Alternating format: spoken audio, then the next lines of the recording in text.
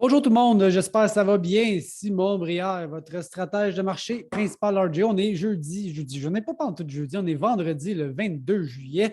Commencer avec les manchettes, les actualités qui sont pertinentes. On parle d'un accord, hein, pas un accord de libre-échange, un accord entre la Russie et l'Ukraine et un peu tout le monde en fait, là, parce que ça impacte la planète au complet. On parle d'un accord sur l'exportation des céréales. Donc, peut-être qu'il va y avoir un deal entre Kiev, Moscou et, bon, évidemment, long story short, il y a peut-être un deal pour que le grain de la région Russie, Ukraine, la région de la mer Noire peuvent être exportés sur les marchés internationaux. Je mets toujours un petit bémol là-dessus parce que moi le voir quand moi le croire. Non, c'est pas ça. Moi le croire quand moi le voir. Mais enfin, c'est supposé être fait, mais beaucoup de bémol. Bon. Mais enfin, hier, les exportations. OK, je regarde les exportations ici au niveau du blé. Bon, pas mauvais. Une grosse semaine il y a 2 semaines, 500 tonnes. Bon, Philippines ici. Ça va quand même bien. Les exportations, on voit ici un petit peu en avance. L'année dernière, ça a été décevant, les exportations de blé. Malgré cette pénurie, on est en dessous des moyennes. Cette année, c'est un départ, hein, évidemment.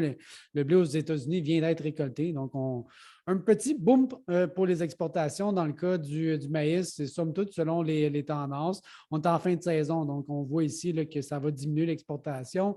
500, quasiment 600 000, cette nouvelle récolte. Mexique, Japon, un peu de Chine, tant mieux.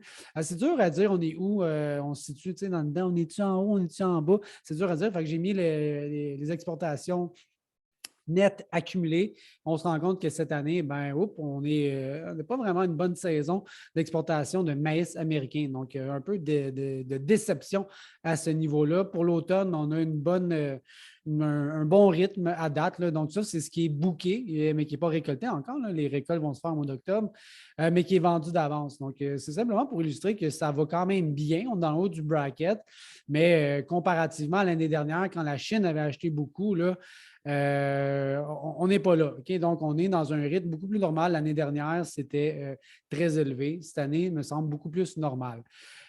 Soya, là aussi, bon, mais on est en fin de saison, ça diminue, un book un peu pour l'automne. Au contraire du maïs, l'exportation de soya va très bien, probablement une direction record, tandis que le maïs monte un petit peu en dessous des moyennes. Là, on est quand même en haut. Donc, exportation de soya, ça va très, très bien.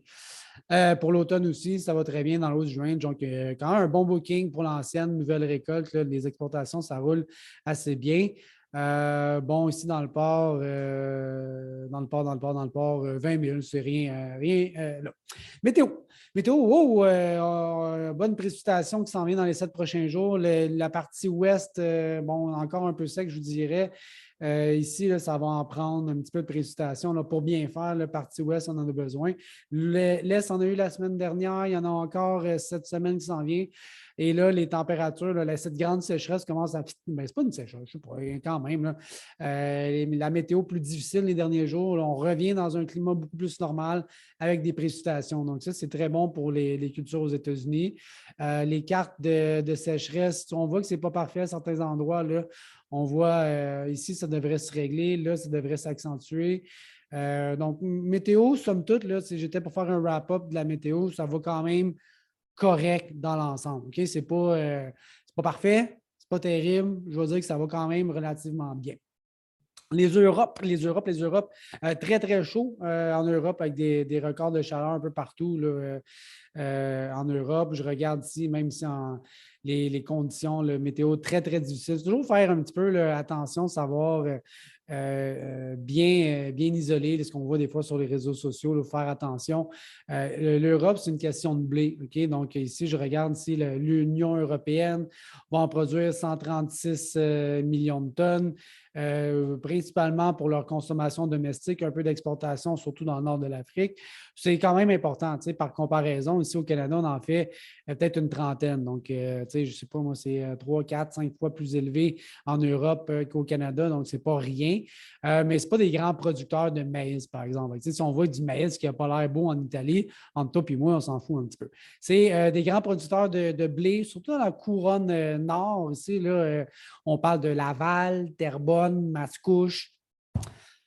Oh, c'est vendredi, je m'excuse. Je continue. Donc, le blé européen, même, on a une blé. Là, on parle de la bourse à Chicago, mais eux autres, ils ont un peu aussi le même principe en Europe sur l'Euronext. Là, ici, je regarde 327. Ça, c'est vraiment là, dans le fond, les prix en dollars, soit en dollars, c'est en euros la tonne, 327 piastres.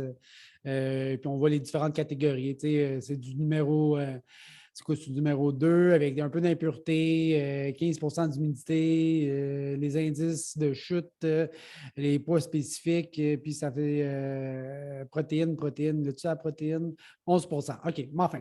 Donc, il y a certaines spécifications, un peu comme ici aux États-Unis, on va avoir un blé qui se ressemble. Tu sais, je regarde le blé d'hiver à 326.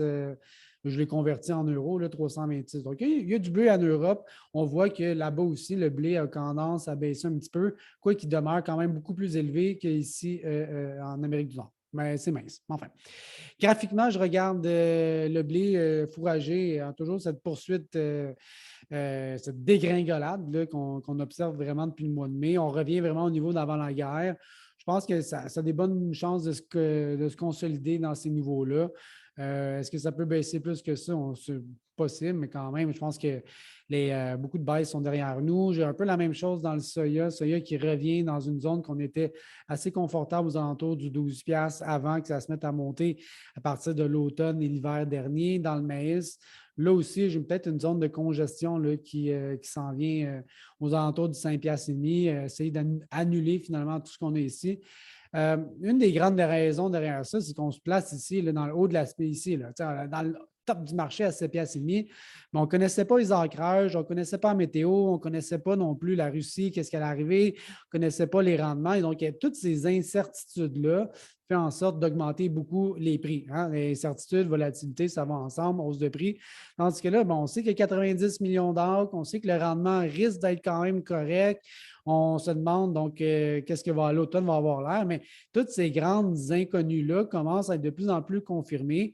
Donc, on est de plus en plus confortable avec l'état des stocks qu'on a rendus pour l'automne et c'est ce qui explique en majeure partie la baisse qu'on a sur les marchés avec possiblement le ralentissement, la récession, la hausse des taux d'intérêt, tout ça mêlé ensemble. On est pas mal plus confortable qu'on l'était aujourd'hui. Alors voilà, pour aujourd'hui, je vous dis bonne fin de journée, bon week-end, have fun, amusez-vous. Bye bye.